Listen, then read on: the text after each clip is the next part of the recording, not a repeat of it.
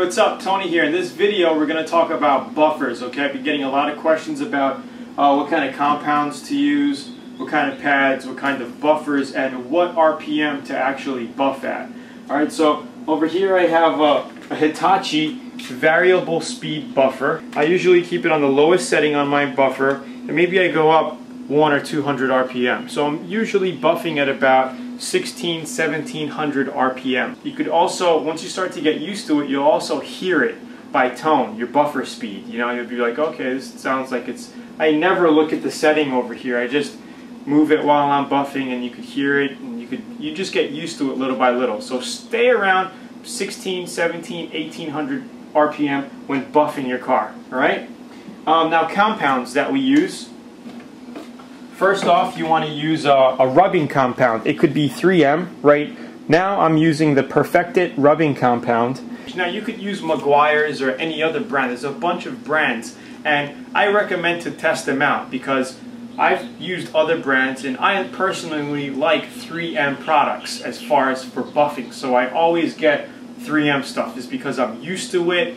With you guys, if you're a first timer, you want to try Meguiar's. I know they have a great line of stuff. And if you're in the UK or Australia, you could use the waffle pad, which looks kind of like a waffle, or the straight pad. I've always been using this one, and I like this one, so I use this pad right here.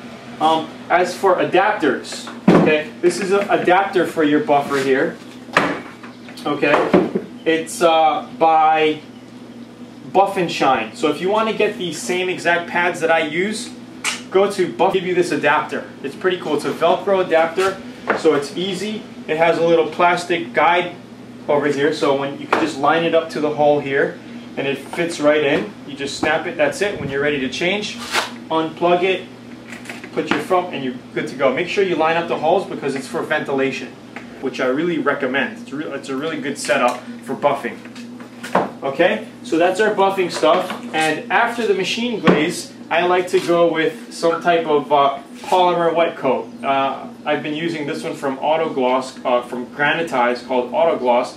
It's just a wax that you put on top of your paint job by hand, lightly. You use a microfiber cloth. I'm sure you know what those are, the soft microfiber cloths. And just go over the car and it come out beautiful. We show you the whole same steps in the color sanding and buffing videos.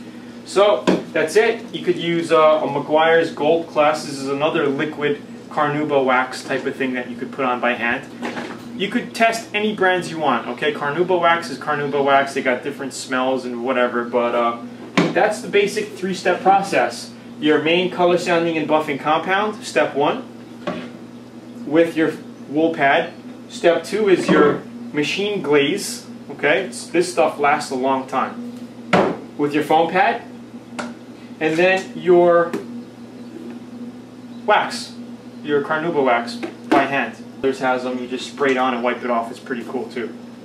That's the video for color sanding and buffing intro. I hope you learned something.